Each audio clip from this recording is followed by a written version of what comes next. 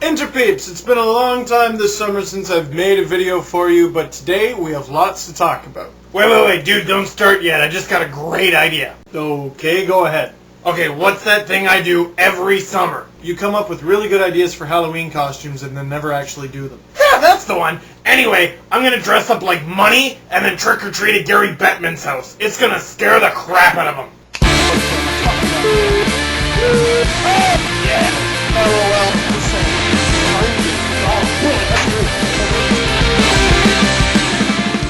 Bing bong! Oh, hello, little boy. Would you like some candy? Oh my God, it's Money! Run for your lives!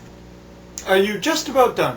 I was going to start this video off by talking about the whole Jim Ball silly trying to buy the Phoenix Coyotes things, but I don't care anymore. The topic's been beaten to death. Let's let the kids fight it out in the sandbox and we'll talk about it when they're done. And speaking of gong shows, we gotta move on to this whole Patrick Kane versus the Cabbie saga. Now when the news first came out, you kinda go, oh my God, I can't believe Patrick Kane would do such a thing. But then more details emerged, the Cabbie's lawyer says some things, and what happened here? My favorite line from this whole ordeal, and I quote, "It was not really a robbery. That is probably a large distortion of what happened." Couple things there. It was not really a robbery.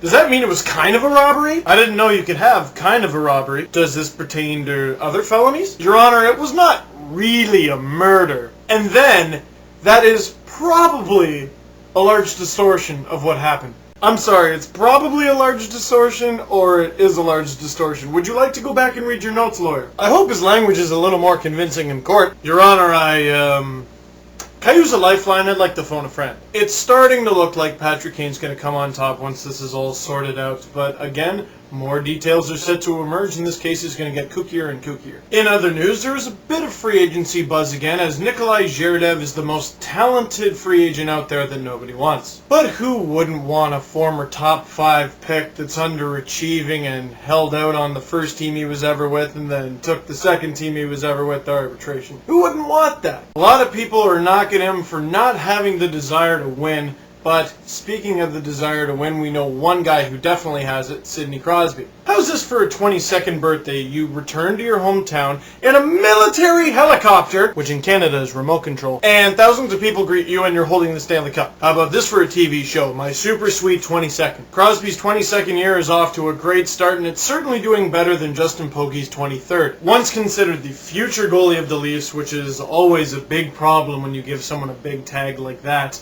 Pogge got traded to the Anaheim Ducks for a conditional draft pick. Now really, it was time for Justin Pogge to go, but at the same time, he's young enough and has the raw material to potentially blossom in Anaheim. And that's all Leafs fans can really hope for at this point, because that'll just make the conditional draft pick go up. Although personally, I think they could have got a better trade. Something along the lines of, "Yes, hi, I'd like to trade Justin Pogge for a time machine," and then go back in time and not trade Tuukka Rask. Now, I want to know what you guys think of this trade, but I also want to know what you guys think of the signing of Joey McDonald. Now, he started 49 games last season, granted with the Islanders, but you look at his stats and go, pretty good for the Islanders, but still pretty decent. And really all he is a guy that'll be a pretty solid AHL starter and a guy that you can bring up to the NHL if someone gets injured, put him in as your backup, and feel at least secure. But more importantly, I think Joey Mack can actually be a mentor to James Reimer.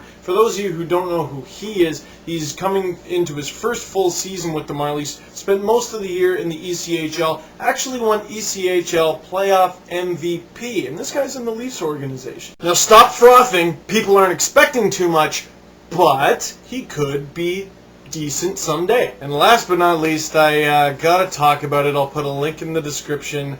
Latest episode of Leafspace. I play golf with Monica with a K, and well, you can't even really call it golf. It's incredibly embarrassing for me, but I think you'll find it hysterical. It's the August 10th episode. Check it out. And leave me a text or video response on any of the topics or anything you want to talk about for this video. Peace, guys, and enjoy your summer.